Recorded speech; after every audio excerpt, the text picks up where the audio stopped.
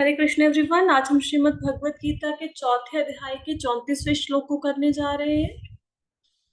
इससे पहले के श्लोकों में हमने पढ़ा कि भगवान ने अलग अलग प्रकार के यज्ञों का वर्णन किया। द्रव्यमय यज्ञ जो धन संपत्ति इत्यादि से होता है, तपोमय यज्ञ, स्वाध्याय यज्ञ, ज्ञान यज्ञ, ब्रह्मचर्यों के लिए क्या यज्ञ है, गृहस्थों के लिए क्या है, निराकार की उपासना करते हैं वो भी यज्ञ है। तो अलग अलग प्रकार के यज्ञ का वर्णन किया। फिर भगवान क्या बताते हैं कि सारे यज्ञों में से श्रेष्ठ यज्ञ कौन सा है? ज्ञानमय यज्ञ, जो ज्ञान के साथ किया जाता है। अब अगर ज्ञान के साथ यज्ञ करना है तो उसके लिए पहले ज्ञान होना तो चाहिए ना। अब ज्ञान होने के लिए ज्ञान किसी के पास जाकर प्राप्त करेंगे तभी ज्ञान आएगा। तो यहाँ पे श्लोका 4.34 में भगवान बताते हैं कि ज्ञान प्राप्त करने के लिए किसके पास जाना चाहिए। अभी ज्ञानमय यज्ञ करना है, ज्ञानमय यज्ञ करना है तो उसके लिए ज्ञान होना चाहिए। ज्ञान प्राप्त करने के लिए किसके पास जाएंगे और जिनके पास जा रहे हैं उनकी क्या क्वालिटीज होनी चाहिए, हमारी क्या क्वालिटीज होनी चाहिए जो अप्रोच करने जा रहे हैं, ये सब हम इस श्लोक में डिस्कस करेंगे। बहुत सुंदर श्लोक है, बहुत फेमस श्लोक है भगवत गीता का। आपको जगह जगह पे प्रभुपाद जी की बुक्स में इस श्लोक को कोट किया हुआ पाएंगे। ठीक है, तो श्लोका पढ़ते हैं। श्लोका है तद्विद्धि प्रणिपातेन परिप्रश्नेन सेवया उपदेक्षन्ति ते ज्ञानम ज्ञानिनस्तत्त्वदर्शिनः। तो भगवान कहते हैं तुम गुरु के पास जाकर सत्य को जानने का प्रयास करो, उनसे विनीत होकर जिज्ञासा करो और उनकी सेवा करो।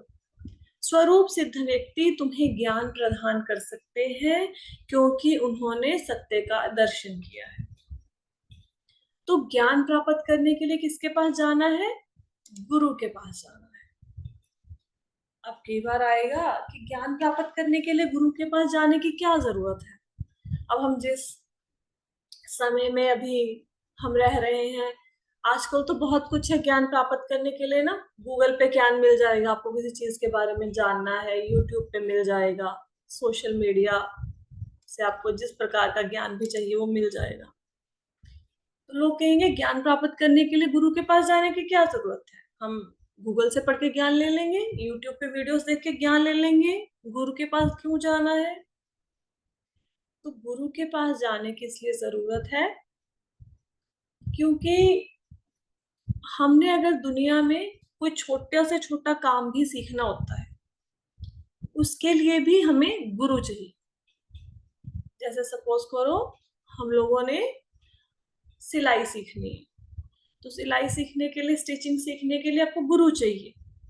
अगर आप बोलो मैं यूट्यूब पे वीडियो देख देख के ये बना लूंगा तो कुछ का कुछ ही बना लोगे। जब तक सिलाई टीचर के पास बैठ के सिलाई नहीं सीखोगे तो आएगी नहीं, जितना मर्जी यूट्यूब पे मत्था मार लो। इसी प्रकार हमने डांस सीखना है तो गुरु के पास जाएंगे। अब देखो, जो हम ज्ञान प्राप्त करने की कोशिश करते हैं ना सोशल मीडिया से, उसका एक, वैसे तो बहुत सारे एडवांटेजेस है, चलो किसी भी तरीके से ज्ञान तो प्राप्त कर ही रहे हैं, लेकिन डिसएडवांटेज क्या है? डिसएडवांटेज ये है गूगल से, यूट्यूब से ज्ञान प्राप्त करने का कि ज्ञान बहुत ज्यादा दे रखा है। अब आप गूगल पे कुछ भी लिख दो, कुछ भी आप लिखो, मैं क्या कर रहा हूँ मुझे समझ नहीं आता, गूगल इसके ऊपर भी आपको हजारों आर्टिकल दे देगा। हाँ, तो कुछ भी आप टाइप करेंगे उसके ऊपर बहुत अधिक ज्ञान मिल जाता है। अब प्रॉब्लम क्या है इस ज्ञान में? हमें ये नहीं समझ आता कि इसमें से कौन सा ज्ञान ऑथेंटिक है और कौन सा ज्ञान ऐसे ही किसी ने लिख के डाला हुआ है। आपको किसी विषय के बारे में जानकारी चाहिए तो आप यूट्यूब पे देखो, हजारों वीडियोस अलग अलग लोगों के। किसी को किसी विषय के बारे में नॉलेज है या नहीं है, वो यूट्यूब चैनल बना के उसके ऊपर बोलना शुरू कर देते हैं बस। जैसे कोई बना देगा कि अगर आप में ये 5 गुण नहीं है तो आप अच्छी माँ नहीं है, तो फिर हम उस वीडियो को देख के जज करना शुरू कर देंगे, अच्छा मेरे में ये क्वालिटी नहीं है इसका मतलब मैं तो अच्छी माँ नहीं हूँ, है ना। अरे वो जिसने वो वीडियो बनाया उसने भी इधर उधर से ना मटेरियल इकट्ठा करके कोई बुक पढ़ी को गूगल किया, उसी में से देख के आपके वो 5 क्वालिटीज को उसने उसने समराइज किया है। एक्चुअल में वो कोई भगवान का बनाया हुआ रूल नहीं है कि अगर ये 5 क्वालिटीज नहीं है तो आप अच्छी माँ नहीं है। ठीक है। अगर आपके ये 5 लक्षण है तो समझ लीजिए कि आप डिप्रेशन में है ना। और आप 5 लक्षणों को देखोगे ना तो वो सब में पाए जाते हैं। हम्म। आप कुछ भी लिख दो कि अगर मेरी दिमागी हालत ठीक नहीं है तो क्या क्या लक्षण होंगे, जो लक्षण आपके दिखाएगा ना गूगल यूट्यूब, वो सब में वो लक्षण पाए जाते हैं। सब में थोड़े थोड़े वो लक्षण होंगे। तो क्या सब पागल है? नहीं ना। तो इंफॉर्मेशन जो मिल रही है हमें, जिस भी सोर्स से हम इंफॉर्मेशन ले रहे हैं, पहली बात हमें ये नहीं पता कि क्या वो सोर्स ऑथेंटिकेटेड है कि नहीं, वो एक सही स्रोत है इंफॉर्मेशन देने का या नहीं है। अगर गलत स्रोत से, गलत सोर्स से आप इंफॉर्मेशन लेंगे तो उसी उन इंफॉर्मेशन के बेस पे आप पूरी जिंदगी अज्ञान में ही बिता दोगे। हम्म? तो गुरु के पास जाना जरूरी है। दूसरा, सोशल मीडिया के डिसएडवांटेज वहां से इंफॉर्मेशन लेने का क्या होता है, गुरु के पास नहीं गए, सोशल मीडिया से सीखा। सोशल मीडिया में आप अपने यूट्यूब से देखकर कुछ बनाया, यूट्यूब पे बनाना बताया कि केक कैसे बनाते हैं। अब आपने भी घर में वैसे केक ट्राई किया, लेकिन आपका सारा केक जल गया या वैसा फ्लेवर नहीं आया, कुछ नहीं आया। तो जिसने वो वीडियो डाला है आप उसको अप्रोच नहीं कर सकते कि भाई मैंने तो केक बनाया था, जल गया, आप मेरी हेल्प करो इसको सही करने में। They will not revert you, because उनके पास भी फॉलोअर की बहुत बड़ी लिस्ट है, वो आपका एक कमेंट देखने के लिए थोड़े ना बैठे हैं, है ना। तो ये ना वन वे कम्युनिकेशन हो रहा है इंफॉर्मेशन का, सिर्फ इनपुट दी जा रही है। अगर आपका कोई प्रश्न है तो वहां पे आपको गूगल या यूट्यूब से, जिससे आपने वीडियो देखा, कोई इंफॉर्मेशन लिया, उस पर आपका कोई काउंटर क्वेश्चन आया, तो वो काउंटर क्वेश्चन का रिप्लाई करने वाला कोई नहीं है। किससे रिप्लाई मांगोगे? रिप्लाई उससे मांगोगे जिसने लेक्चर दिया है, लेकिन जिसने लेक्चर दिया है वो तो पहुंच से दूर है। तो सही तरीका क्या है ज्ञान को लेने का? गुरु के पास जाओ। हाँ, लेकिन एडिशनल इंफॉर्मेशन आपने कहीं पे कुछ रेफर करना है, कुछ श्लोक नहीं समझ आ रहा, कुछ मतलब उसको प्रोनाउंसिएशन सीखना, उसके लिए definitely you can refer to this resources. कोई कथा सुननी है, कीर्तन सुनना है, लेकिन एक्चुअल ज्ञान आपको गुरु के पास जाके ही मिलेगा। तो इसलिए गुरु को अप्रोच करना चाहिए। अब गुरु के पास अप्रोच करें तो गुरु तो बहुत से हैं। अब दुनिया में गुरु ही गुरु है, हर गली मोहल्ले में आपको गुरु मिल जाएंगे, है ना। लेकिन अब उनमें से कौन सा सही गुरु है ये जानना तो बहुत जरूरी है ना। जैसे किसी ने ग्रेजुएशन कर ली, अब उसको पोस्ट ग्रेजुएशन में कहीं पे एडमिशन लेना है, किसी को सॉफ्टवेयर इंजीनियर बनना है, कुछ भी करना है, तो उसके लिए सबसे पहले ये तो देखते हो ना कि ये यूनिवर्सिटी जिसमें एडमिशन लेने हम जा रहे हैं ये प्रमाणिक है या नहीं, ये बोनाफाइड है या नहीं। ऐसे थोड़े ना, आपने कोई गूगल नहीं किया, कुछ नहीं किया, किसी के बारे में इंफॉर्मेशन नहीं करी, यूनिवर्सिटी के बारे में कुछ पूछा नहीं किसी से, उठा के बच्चे को वहां पे डाल दिया और बाद में पता लगा ये तो किसी ने ऐसे ही बोल रखा था स्कूल, इसकी तो जो डिग्री मिली बच्चे को उसकी कोई वैल्यू ही नहीं है ना? तो प्रामाणिक होना चाहिए, गुरु को प्रामाणिक संप्रदाय से जुड़ा होना चाहिए। अगर प्रामाणिक नहीं है तो फिर जो ज्ञान वो देंगे वो भगवान से सीधा आया हुआ ज्ञान नहीं देंगे। हम्म। जैसे आजकल के गुरु कुछ भी बताएंगे, सही मार्ग पर चलो, सत्य बोलो, ईमानदारी से रहो, प्रेम भाव से रहो, लेकिन ये नहीं बताएंगे कि भगवान कृष्ण है। वो ये नहीं बताएंगे, बाकी सारी अल्लाह बल्ला सारी बातें बोल देंगे दुनिया जहान की, लेकिन भगवान कृष्ण है ये नहीं। आप देखो जिन लोगों को आपने फॉलो किया अभी तक लाइफ में, क्या उन्होंने से किसी ने आपको ये बताया, जिनको 10-10 साल, 15-15 साल से हम फॉलो करते रहे, जिनकी बताई हुई प्रैक्टिसेस को हम घर में करते हैं, तो वो ये बताते ही नहीं कि भगवान कृष्ण है, बल्कि उनसे पूछ लो भगवान कौन है, वो खुद ही कंफ्यूज है इस मामले में कि भगवान कौन है। और वो खुद ही सब लोगों की पूजा करने में लगे हुए हैं, वो सारे देवी देवताओं की खुद ही पूजा कर रहे हैं, तो उनका खुद का ही माइंड इतना डाइवर्टेड है अलग अलग जगह पे, वो हमें सही ज्ञान कैसे देंगे? गुरु प्रामाणिक होना चाहिए। प्रामाणिक संप्रदाय से आना चाहिए। अब गुरु का तो पता लग गया जी, प्रामाणिक संप्रदाय से होना चाहिए।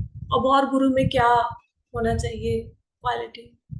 गुरु को गोस्वामी होना चाहिए। गोस्वामी का अर्थ है उसको अपनी इंद्रियों का दास नहीं होना चाहिए, उसको इंद्रियों पे कंट्रोल रखना आना चाहिए, गोदास नहीं होना चाहिए। अब जिसकी खुद की ही इंद्रियां कंट्रोल नहीं है, वो किसी दूसरे की इंद्रियों को क्या कंट्रोल करेगा? और हम ना भ्रमित हो जाते हैं चमक धमक को देखकर। अभी एक फेसबुक पे वीडियो आया, किसी ने दिखाया ऐसे, उसमें क्या हुआ कि वो चल रहा था कि बधाई दी जा रही थी, कृष्ण जी का जन्म उत्सव मनाया जा रहा था। तो उसमें वो साउंड सही नहीं चल रहा था, साउंड सिस्टम में कोई प्रॉब्लम आई, तो जो कथावाचक थे उन्होंने उठा के माइक को उठा के फेंक दिया। अब अगर कथावाचक का ही क्रोध के ऊपर कंट्रोल नहीं है, तो वो जिनको कथा सुना रहे हैं उनका क्रोध के ऊपर कैसे कंट्रोल आएगा? नहीं आ सकता ना। तो जो गुरु है, गुरु को पहले तो खुद के ऊपर कंट्रोल, इंद्रियों को संयमित करना आना चाहिए, तभी उसको गुरु बनना चाहिए। आजकल हर कोई गुरु बना हुआ है, लेकिन इंद्रियों पे कंट्रोल किसी का नहीं है। वो स्वामी होना चाहिए। और गुरु में क्या योग्यता होनी चाहिए? गुरु ने शास्त्रों को पढ़ा हो। जब भी आपके किसी प्रश्न का उत्तर देना हो, जो प्रामाणिक गुरु होंगे ना, वो कभी अपनी मन मर्जी से उत्तर नहीं देते। वो शास्त्रों को रेफर करके उत्तर देते हैं। शास्त्रों में से श्लोका को कोट करेंगे, कोई रेफरेंस देंगे, शास्त्रों को कोट करके उत्तर देंगे।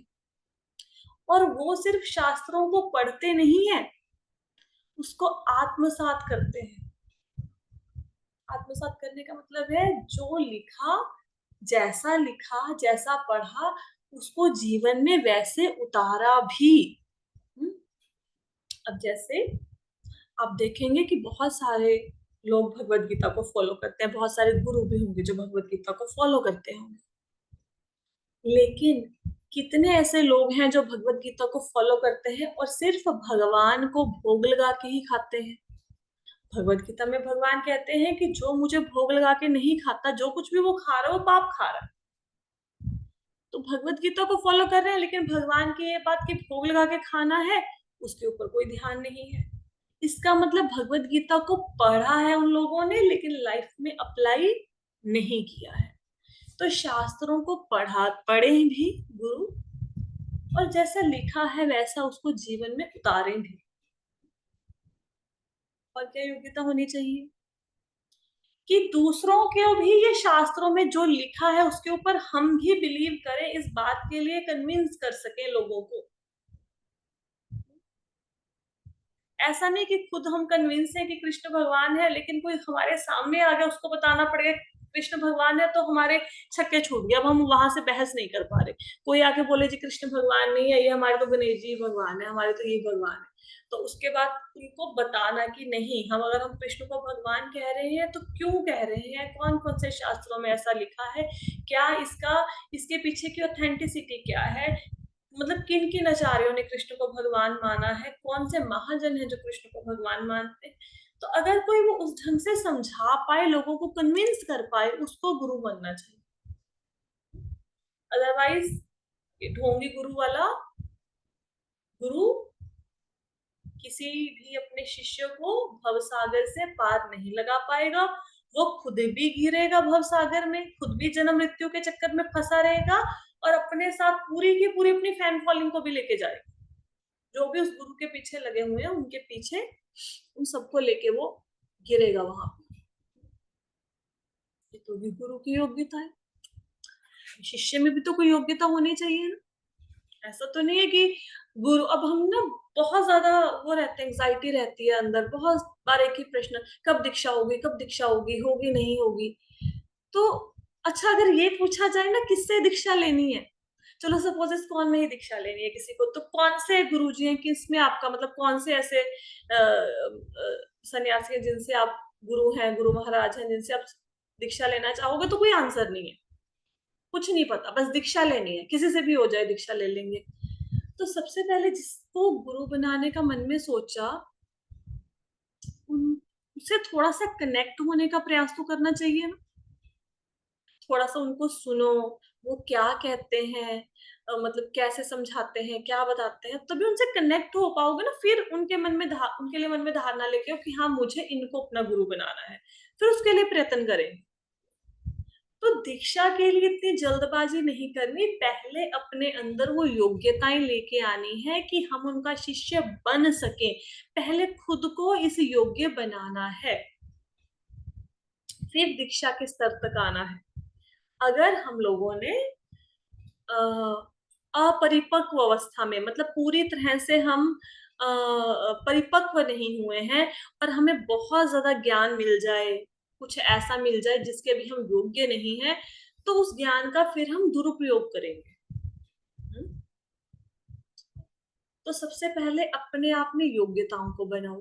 अब शिष्य में क्या योग्यता होनी चाहिए? शिष्य को सबसे पहले तो जिज्ञासु होना चाहिए, जानने की इच्छा होनी चाहिए उसके अंदर। अब आपने देखा होगा, आप बहुत सारे लोगों को अप्रोच करते हो, भगवत गीता सुन लो, हम सुन रहे हैं, हमारे जीवन में परिवर्तन आया, तुम भी सुन लो। मानते हैं लोग? नहीं मानते। जितना मर्जी लोगों को समझाओ करो, वो नहीं मानेंगे। और बहुत कम लोग हैं जो आपकी बात को सुनते हैं। ऐसा नहीं कि लोग जिज्ञासु नहीं है, वो जिज्ञासु है, लेकिन उनकी जिज्ञासा किसी और चीज के प्रति है। भगवत गीता के प्रति, शास्त्रों के प्रति जिज्ञासा नहीं है। जिज्ञासा है, लेकिन वो चाहते हैं कोई और टाइप का ज्ञान हमें दो। कैसा ज्ञान दो? जैसे ये बता दो कि पैसा कैसे कमाया जाता है, जल्दी से जल्दी अमीर कैसे हो सकते हैं। तो अगर यहाँ पे अनाउंस, अब हमारे ग्रुप में कितने लोग हैं, 175 के नियर अबाउट लोग हैं ना, और 14-15 लोग ज्वाइन करते हैं सेशन को। मतलब आप सोचो, रेशियो देखो, 150 में से 15, 10% लोग ज्वाइन करते हैं भगवत गीता के सेशन को, है ना। और लाइव सेशन को सुनने के ना बहुत बेनिफिट्स होते हैं। एटलीस्ट आप क्वेश्चन पूछ सकते हो, कुछ नहीं समझ आया है ना, रोक सकते हो, दोबारा एक्सप्लेन करने के लिए बोल सकते हो। तो यूट्यूब पे तो चलो फिर नहीं कोई हल है, फिर सुननी चाहिए, अदरवाइज तो लाइव सुननी चाहिए क्लास। जिज्ञासु, तो लोगों को अब हम कल ग्रुप में अनाउंस कर दें कि how to make easy money, इसके ऊपर कल का लेक्चर होने जा रहा है। अब आप देखना, ये 15 से गिनती एकदम जंप कर जाएगी। कितने ही लोग हैं, सारे रात को दिन को कभी भी ये सेशन अनाउंस कर दो, सब लोग आ जाएंगे। हैं? कैसे हम सब बीमारियों से छुटकारा पा सकते हैं, लिख के डाल दो, बहुत सारे लोग आ जाएंगे। अभी आपने देखा होगा यूट्यूब इत्यादि में भी जो लोग वीडियो डालते हैं ना, वो कोई ऐसी पंच लाइन उसमें डाल देते हैं, उसको देख के लगता है अच्छा ये वीडियो तो देखना चाहिए। पूरा वीडियो देखने के बाद हाथ में कुछ भी नहीं आता। जो पंच लाइन बनाई है वो मटेरियल होता ही नहीं उस वीडियो में, कुछ और ही दिखाया होता है। तो जिज्ञासु हैं लोग, लेकिन वो ग्रंथों में, शास्त्रों में, भगवान की कथाओं में, उसमें उनकी जिज्ञासा नहीं है। जिज्ञासा है और चीजों में, धन कमाने में, करियर कैसे बना सकते हैं, अपनी कम्युनिकेशन स्किल्स कैसे सुधार सकते हैं, नौकरी में कैसे अच्छे से इंटरव्यू दे सकते हैं हम लोग, या गली मोहल्ले में क्या हुआ, तुम्हें पता है कल क्या हुआ गली में, फिर इस बात पे चर्चा, फिर इस बात पे पूरा 1.5 घंटा जाएगा। तो गॉसिप में, इसमें इंटरेस्टेड है। किसी को नहीं पड़ी कि भगवान के विषय में जाने। बहुत कम लोग ऐसे हैं जो जिज्ञासा करते हैं। किसकी जिज्ञासा करते हैं? परम सत्य को जानने की। जब आप शास्त्रों को पढ़ोगे तो शास्त्रों में बार बार एक वर्ड आएगा, परम सत्य। आप श्रीमद् भागवतम शुरू करो, पहला कैंटो, पहला पहले स्कंद के पहले अध्याय का पहला श्लोक, तो परम सत्य वहां पे आएगा। यहाँ पे भी है ना, तुम गुरु के पास जाकर सत्य को जानने का प्रयास करो। तो किस ट्रुथ की बात हो रही है, किस परम सत्य, किस एब्सोल्यूट ट्रुथ की बात हो रही है? परम सत्य क्या है? परम सत्य है भगवान Krishna. That is the ultimate truth. अब इसको कैसे समझेंगे? इसको समझेंगे, जैसे मैं बहुत बार एग्जांपल देती हूँ कि आपसे पूछे आपके घर में पानी कैसे आता है, तो बोलोगे पानी आता है नल से। ठीक है जी, नल से पानी आता है। नल में पानी कहाँ से आता है? वो टंकी से आता है। किसकी टंकी है? वो म्युनिसिपल कॉर्पोरेशन की टंकी है, ठीक है, वहां से पानी आता है। अब कॉर्पोरेशन के पास पानी कहाँ से आता है? उनके पास नदियों से आता है जी पानी, नहरों से आता है। अच्छा, तो नदियों और नहरों में पानी कहाँ से आता है? सबसे बड़ा सोर्स कौन है इसका? वो तो जो समुंदर है। अच्छा, समुंदर पानी का सबसे बड़ा सोर्स हो गया। समुंदर में पानी कहाँ से आता है? समुंदर में पानी कैसे बनता है? समुंदर में पानी आता है हाइड्रोजन और ऑक्सीजन को मिलाने से। H2O फॉर्मूला है ना पानी का, दो हाइड्रोजन और एक ऑक्सीजन के अणु को मिलाया तो पानी बन गया। वो हाइड्रोजन और ऑक्सीजन से आता है। अच्छा, हाइड्रोजन और ऑक्सीजन कहाँ से आता है? कहाँ से आता है हाइड्रोजन और ऑक्सीजन? अब यहाँ पे आके खत्म। हाइड्रोजन ऑक्सीजन भी तो कोई देता होगा ना, तभी पानी बनता होगा। तो वो कौन सप्लाई कर रहा है? फिर हम क्या बोलेंगे? वो तो भगवान से आता है ना। या फिर कुछ लोग पता क्या कहेंगे, दुनिया में सब कुछ ऑटोमेटिक हो रहा है, जो भी कुछ चल रहा है ऑटोमेटिक, उनको कोई ऐसे भगवान से कुछ लेना देना नहीं है, कोई शक्ति है, कोई एनर्जी है जो दुनिया को चला रही है, नहीं। कैसे चल रहा है, सब ऑटोमेटिक चल रहा है। अच्छा, ऑटोमेटिक चल रहा है, बहुत अच्छी बात है। तो गाय कैसे दूध दे रही है, तो बोलेंगे जी ऑटोमेटिक है ये तो। गाय दूध देती है क्योंकि ऑटोमेटिक है, ये तो गाय दूध देती है। तो पूछो भी फिर बैल दूध क्यों नहीं देता? फिर अगर ऑटोमेटिक है तो बैल को भी दूध देना चाहिए, गधे को भी दूध देना चाहिए, सबको दूध देना चाहिए, वो क्यों नहीं देते? फिर चुप है। किसी ने तो ऐसा बनाया ना कि ये एक पशु है जो दूध देगा, ठीक है? तो वो सोर्स जहां पे जाके सारे प्रश्न खत्म हो जाएं, सारे प्रश्न, कोई भी चीज को उठा लो। घर में बिजली कहाँ से आती है? बिजली इलेक्ट्रिसिटी बोर्ड से आती है। इलेक्ट्रिसिटी बोर्ड कैसे पानी बिजली बनाता है? थर्मल प्लांट से बिजली आती है, पानी से बनती है। फिर पानी कहाँ से आता है? फिर पहुंच जाओ। और अल्टीमेटली हर क्वेश्चन का आंसर जहां पे जाके सब प्रश्न समाप्त हो जाए, जहां से सारी चीजें निकलती है, सारी चीजें आती हैं, है ना? तो वो कौन है? वो भगवान कृष्ण, वो हो गए परम सत्य। अब परम सत्य को जिसकी जिसमें श्रद्धा, वो वैसे इसको डिफाइन करेगा। जैसे जो लोग राधा कृष्णा की भक्ति करते हैं, उनके लिए परम सत्य मतलब राधा कृष्ण। जो कृष्ण भक्ति करते हैं उनके लिए परम सत्य कृष्ण। मतलब भगवान को जान। तो जिज्ञासु होना चाहिए शिष्य, प्लस उसको जिज्ञासा होनी चाहिए परम सत्य को जानने की, भगवान के विषय में जानने की जिज्ञासा होनी चाहिए। भगवान कौन है, वो कहाँ रहते हैं, किसके साथ रहते हैं, उनका जीवन कैसा है, उनकी लीलाएं कैसी हैं, क्या मैं उनके पास जा सकता हूँ? अगर मैं उनके पास जाऊंगा तो मुझे क्या मिलेगा? इस जगत में मुझे ऐसी कौन सी चीजें नहीं मिल रही जो मुझे भगवान के पास जाके मिलेगी है? अगर उनके पास जाना है तो तरीका क्या है? जिसके मन में ऐसी जिज्ञासाएं उठती हों कि मेरा अच्छा अब जन्म हो गया, फिर मेरी मृत्यु हो जाएगी, फिर जन्म होगा, फिर मृत्यु, ये कब तक चलता रहेगा? मैं कब तक ऐसे फुटबॉल के जैसे ऊपर नीचे आता रहूंगा, कभी ऊपर के लोगों में, कभी नीचे के लोगों में, कभी धरती पर, ऐसा कब तक चलता रहेगा? इसको रोकना तो चाहिए ना, इस प्रोसेस को। तो जिसके मन में ऐसी जिज्ञासा होगी, उसको कहते हैं अथ तो ब्रह्म जिज्ञासा। ब्रह्म के विषय में, भगवान के विषय में जानने की जिज्ञासा। तो शिष्य में क्या क्वालिटी? जिज्ञासु होना चाहिए, परम सत्य के विषय में जानने के लिए जिज्ञासु होना चाहिए। कोई ऐसी नॉलेज जिससे उसका परम कल्याण हो। अब हमें ऐसा लगता है कि परम कल्याण अगर पैसा कमाना सीख जाएंगे उसी में परम कल्याण है। लेकिन चलो पैसा कमाना सीख भी लिया, अच्छा धन कमा भी लिया, क्या मृत्यु के बाद ये साथ जाएगा? नहीं। फिर परम कल्याण कैसे हुआ? ऐसा कल्याण, कौन सा कल्याण है कि इस जन्म में तो चीज वो कल्याणकारी है, लेकिन अगले जन्म में वो चीज खत्म हो जाएगी। अगले जन्म में फिर से सीखो पैसा कैसे कमाया जाता है, फिर से वो अपना शुरू कर दो स्क्रैच से। तो परम कल्याण मतलब जो शाश्वत कल्याण है, परमानेंट कल्याण है, अल्टीमेट कल्याण है, अल्टीमेट सोर्स ऑफ हैप्पीनेस के बारे में जानने की अगर किसी की इच्छा है, परम कल्याण के बारे में जानने की जिज्ञासा होनी चाहिए। और क्या क्वालिटी होनी चाहिए? उसको विनीत होना चाहिए, उसको हम्बल होना चाहिए।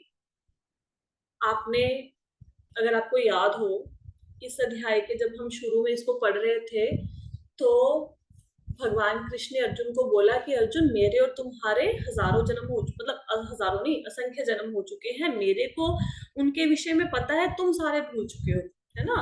और भगवान ये भी कहते हैं, उससे पहले भगवान क्या कहते हैं कि मैंने ये ज्ञान सूर्यदेव विवस्वान को दिया, विवस्वान ने इसको मनु को दिया, मनु ने इक्ष्वाकु को दिया, ऐसे ये गुरु परंपरा में ज्ञान चला।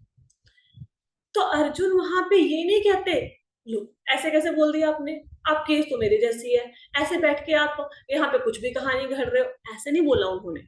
ठीक है?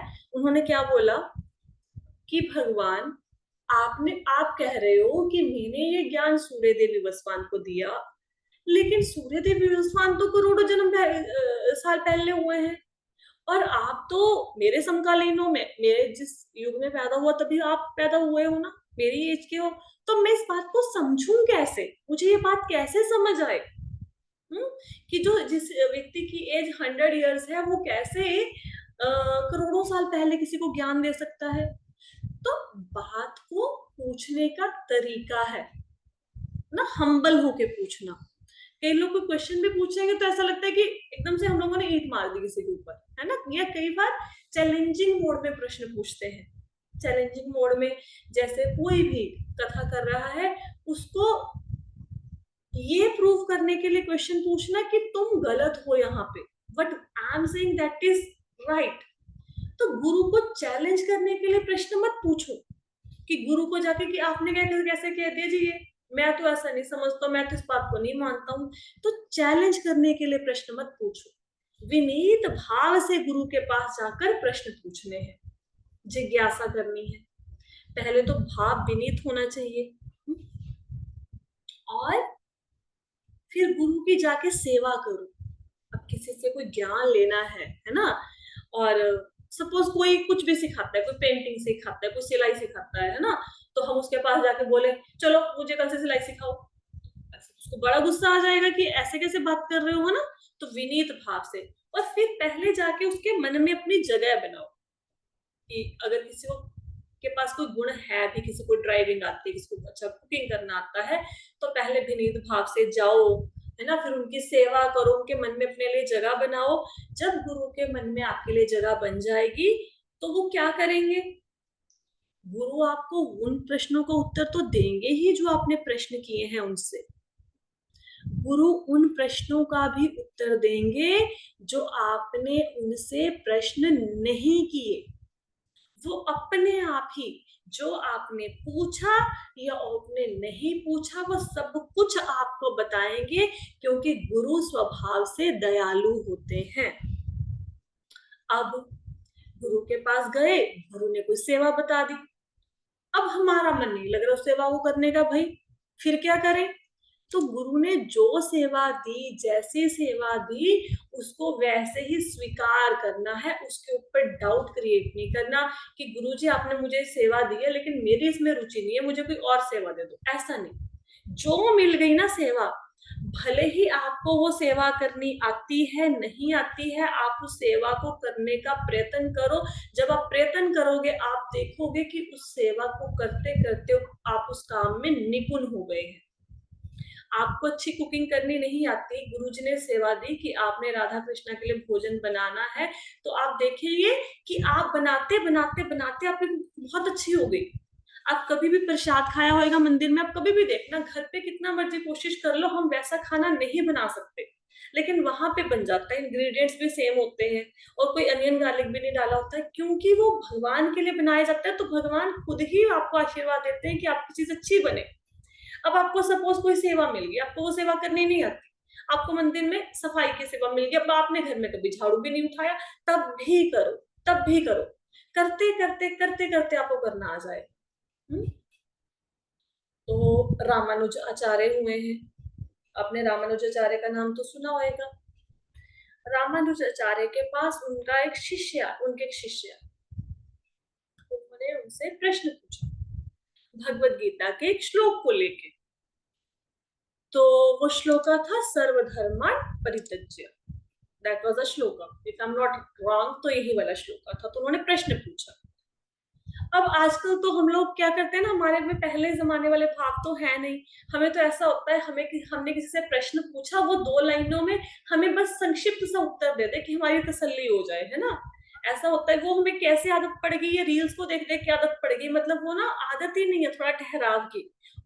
क्वेश्चन पूछने के बाद इतनी भी किसी कई बार तो जो जिसने क्वेश्चन पूछा उसके पास टाइम ही नहीं होता आंसर सुनने का, बस क्वेश्चन दागा और भाग लिए, कितना समय नहीं है कि आपका उत्तर सुने।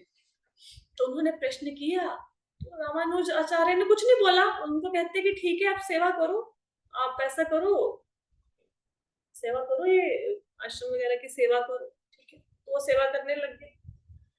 अब इतने में क्या हुआ, उनको बोला कि अंदर थोड़े बर्तन पड़े हैं, ये बर्तन क्लीन कर। शिष्य ने जाके वो बर्तन क्लीन कर दिए। जैसे ही बर्तन क्लीन करके आए तो उन्होंने बोला कि ठीक है आपको बताते हैं प्रश्न का भी उत्तर है, कहते नहीं मुझे प्रश्न का उत्तर मिल गया। लेके आए प्रश्न, धोए बर्तन और उत्तर मिल गया प्रश्न का। क्योंकि जब आप सेवा करते हैं, सेवा करते करते भगवान आपके अंदर आध्यात्मिक ज्ञान को प्रकाशित कर देते हैं, फिर प्रश्नों के उत्तर अपने आप मिलने शुरू होते हैं। इसी प्रकार और शिष्य आए, तो उन्होंने बोला, गुरु के पास एक शिष्य आया, उन्होंने बोला कि भाई मुझे ये थोड़ा समझने हैं इस श्लोक को। तो गुरु कहते ठीक है। अब गुरु की बेटी आई गुरु जी की, और बेटी, अब मेरे को ना एग्जैक्टली मैं स्टोरी कोट कर रही हूँ, पर ये कौन से आचार्य थे, मैं ना शायद रामानुजाचार्य थे, कौन थे मुझे एग्जैक्टली पता नहीं है, तो मैं नाम नहीं ले रही हूँ, but it's a beautiful story. मैं पढ़ के आपको बता दूंगी नाम, मेरे इसलिए याद रखने में नाम ना मेरे को थोड़ा प्रॉब्लम होती है, भूल जाती है। तो शिष्य बहुत बड़े पंडित, विद्वान, माने हुए विद्वान उस टाइम के, वो आए कोई सवाल लेके गुरु जी के पास। तो गुरु जी कहते आंसर नहीं दिया, ठीक है, बस वो लग गए गुरु जी की सेवा करने प्रश्न के साथ। गुरु जी की बेटी आई, तो उनकी बेटी का ये प्रॉब्लम था कि उनके घर में कोई नौकर नहीं था। तो उनके ससुर ने भेज दिया कि जाओ भाई, अगर आपसे इतना काम नहीं होता तो अपने मायके से जाके नौकर लेके आओ, और फिर वो काम करे आपकी जगह पे, आपकी हेल्प करे। तो बेटी रोती रोती आई और कहा कि भाई मेरे को एक कोई चाहिए, मेरे लिए हेल्पर चाहिए जो मेरे काम में हेल्प कर दे, घर के काम में। घर के काम क्या होते हैं? झाड़ू पोछा, बर्तन, खाना बनाना, इत्यादि। तो गुरु ने बोला, जो वो विद्वान पंडित जो शिष्य थे उनके, जो प्रश्न लेके आए थे, मतलब स्कॉलर थे जो, कि जाओ आप जाओ इनके साथ, आप करो सेवा थोड़ी। अब वो जो शिष्य थे ना, उन्होंने कुछ नहीं बोला, चुपचाप से उसके साथ चले गए, बेटी के साथ। अब वहां पे जाके बर्तन धो रहे हैं, कपड़े धो रहे हैं, खाना बनाने में हेल्प कर रहे हैं, और किसी को बता भी नहीं रहे हैं कि मैं इतना बड़ा विद्वान हूं। कुछ नहीं बता रहे, काम किए जा रहे हैं। तो क्या हुआ, एक बार ऐसे काम करते करते बीत गए, बहुत दिन बीत गए, महीनों बीत गए। तो एक बार गांव में पहले शास्त्रार्थ के लिए आते थे, है ना, पंडित इत्यादि, डिबेट्स इत्यादि करने के लिए शास्त्रों के ऊपर। तो एक पंडित आए, तो वो अपना ज्ञान देने लगे, शास्त्रों के ऊपर प्रवचन देने लगे। तो इन्होंने बोला, जो शिष्य गए हुए थे उनके नौकर बन के, उन्होंने बोला कि आप गलत बोल रही हैं, ऐसे नहीं, ऐसे होती है ये कोई, मतलब उन्होंने करेक्शन करी उनके स्पीच में कुछ। उनको बड़ा गुस्सा आया कि ये नौकर, ये बर्तन साफ करने वाला, ये मुझे सिखाएगा। फिर उन्होंने उसकी एक्सप्लेनेशन करी, जो उन्होंने गलत बोला था उसकी एक्सप्लेनेशन करी। अब मैंने बताया था कि मूर्ख और ज्ञानी का पता जब कैसे लगता है, जब मुख से वो कोई बंदा वचन वचन उचारता है, कोई वचन कहता है। अब जैसे ही उनके मुख से शास्त्रों के ऊपर प्रवचन निकले, तो सबकी तो आंखें खुल गई, सबको पता लग गया कि भाई ये कोई नौकर वोकर नहीं है, तो बड़े ज्ञानी है। फिर उनका परिचय पता लगा, परिचय इंट्रोडक्शन पता लगी, तो वापस भेजा गुरु के पास कि किससे काम करवाए जा रहे हैं। और जब वो वापस आए, फिर गुरु ने एक्सप्लेन किया श्लोक। तो इस हद तक की सेवा गुरु की।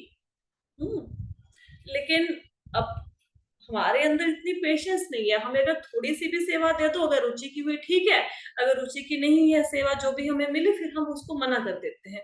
तो मना नहीं करना, गुरु ने जो भी सेवा दे दी ना, चाहे गुरु ने, जैसे श्रील प्रभुपाद के पास एक भक्त आए, तो उन्होंने बोला, मतलब ब्रह्मचारी बन गए, प्रभुपाद जी के पास रहते थे, तो उनको बोला कि प्रभुपाद जी मैं क्या सेवा कर सकता हूँ। तो प्रभुपाद जी कहते कि जब मैं ये लिखता हूँ भगवत गीता भागवतम, तो बाहर कुत्ते भौंकते, आप उनको चुप कराइए, उनको दूर भगाइए। उनको इतनी सेवा दी, ये सेवा करते करते उनका ज्ञान प्रकाशित हो गया। फिर उन्होंने जाके आगे बहुत प्रचार किया। अब कोई दूसरा बंदा बोलेगा, वो सोचेगा अरे मैं तो सोच के आया था भगवत गीता भागवतम पढ़ूंगा, ये क्या मुझे कुत्तों को भगाने की सेवा दे दी है, ये इससे मेरा ज्ञान कैसे प्रकाशित होगा, है ना। या कई बार हम भी लोग ऐसे सोचते हैं ना, जैसे टेम्पल में गए, वहां पे हमें कुछ भी बोल दे कि ये बुक्स का स्टॉल है, इसके ऊपर खड़े हो जाओ आप, तो हम सोचेंगे अरे मैं तो यहाँ पे कोर्स करने आया था, मेरे को तो यहाँ पे श्लोक याद करने थे, कुछ पढ़ना था, ये क्या मुझे यहाँ पे खड़ा कर दिया।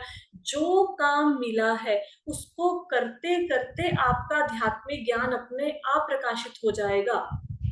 भगवान ने ब्रह्मा जी को जब वेदों का ज्ञान दिया, ये नहीं कि ब्रह्मा जी को भेजा कि स्कूल में जाके तुम पढ़ के आओ, फिर ग्रेजुएशन करो, पोस्ट ग्रेजुएशन करो, फिर संस्कृत की पीएचडी करो, फिर तुम्हें ज्ञान दिया जाएगा।